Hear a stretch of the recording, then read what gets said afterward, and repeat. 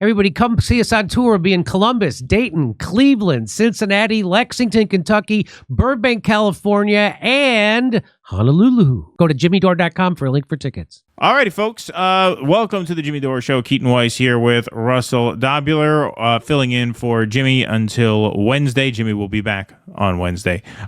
So we are broadcasting here to YouTube and to Rumble. One place we are not broadcasting to is Twitch, and that is probably for the best. New Twitch policy bans the word Zionist amid anti-Semitism accusations. That's right. On November 15th, 2024, Twitch pushed out an update to its hateful conduct policy, making specific changes around usage of the word Zionist on its platform.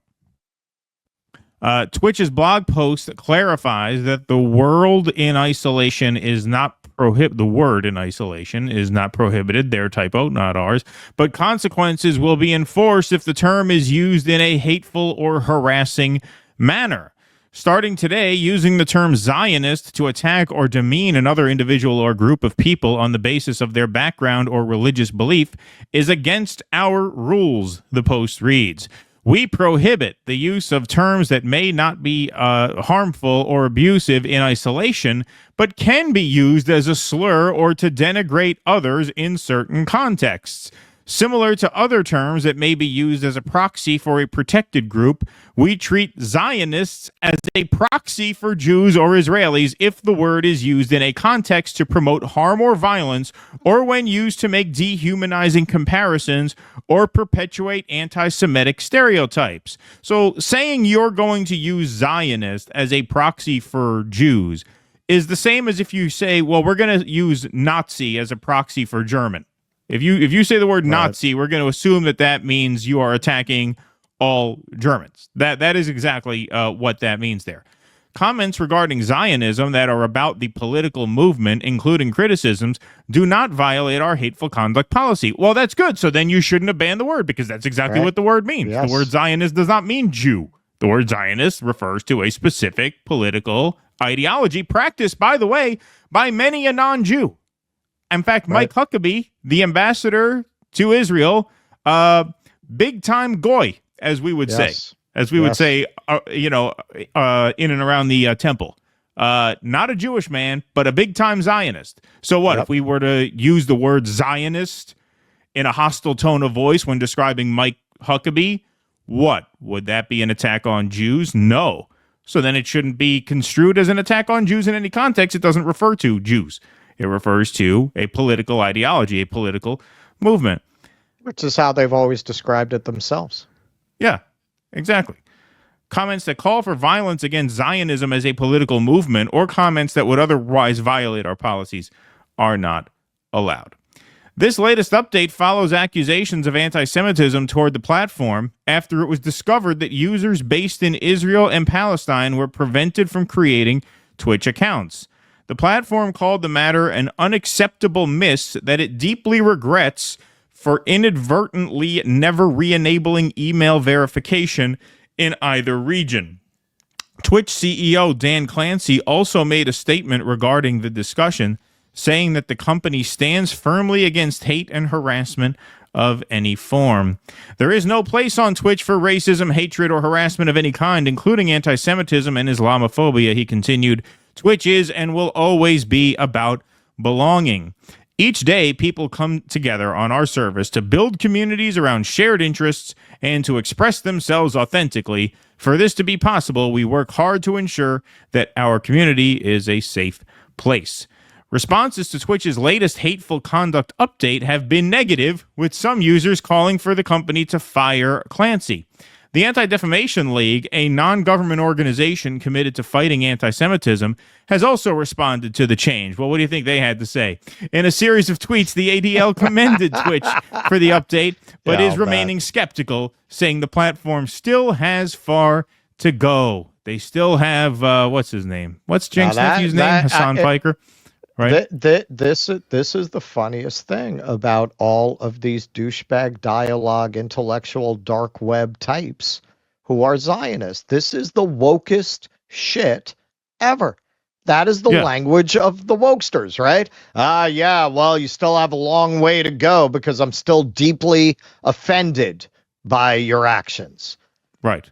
Right. Yeah, exactly. No, it is. It is super woke, super triggered, but they are grateful for the effort. They put out a 3-part response to this.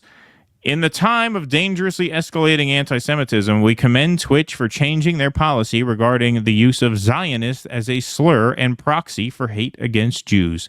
We are glad Twitch acted on our recommendation to make this change. However, policy is only as strong as enforcement, and we will be vigilant and appropriately skeptical about Twitch's enforcement of this new policy. When one of the largest streamers on Twitch, Hassan Piker, spends the hours after the Amsterdam pogrom minimizing its harm without consequence, it's clear the platform still has far to go. Yeah, the Amsterdam pogrom. We've covered that in the past as well. Yes, and apparently Zionist Maccabee fans in France lynched, not to death, but lynched French fans that they had an altercation with there. Yeah. Without any consequence. Yes. Jake Steinberg tweets out, by flagging Zionist as a slur, Twitch conflates Zionism with Jewish identity, erasing dissent and diversity among Jews. That's correct. This stifles criticism of a political ideology during a time in which an ethnic cleansing is being carried out in Zionism's name. Yes. You make the distinction impossible to recognize when you insist that there is no distinction, or that that distinction does not exist in all cases. Because of the just horrendous and murderous actions of the Jewish state, there actually has been a spike in very noticeable anti-Semitism online. And every anti-Semite I've encountered online has not been so shy as to use the term Zionist. They're pretty direct, and they come out and just say Jews, right? So, the idea that you have to be so vigilant as to crack down on Zionism as a stand-in for Judaism, no, if you deal with these people, they pretty much tell you exactly what they mean, in my experience, at least. Bake says nobody uses Zionist as a slur, nor does it qualify as one. All Twitch support DJ Clancy did was make it company policy to apologize for imperial genocide and suppress the voices of its victims and their advocates. This is fascism, and you all are a joke. Yes, very well said at Two Bakes. Yeah, that's exactly what that is. People who took this position are going to have to answer for it later. Yep. You know, this might be the easy way to go now, but you're going to have to answer for it. This is a genocide in broad daylight. In the end, this narrative management, it's not holding now. It's not holding now. Nobody buys that the Amsterdam fight was caused by anti-Semites. Everybody knows what actually happened there. The videos are all over online. You got all these headlines. They're working so hard to push this.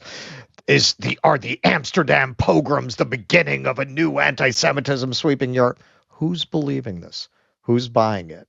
They're already losing control of that narrative. And really, as BRICS rises with its set of narratives that match more what most of the people in the world think, it's going to be much harder for the West to control the conversation that way. Yes, absolutely. Everybody come see us on tour. We'll be in Columbus, Dayton, Cleveland, Cincinnati, Lexington, Kentucky, Burbank, California, and Honolulu. Go to jimmydore.com for a link for tickets.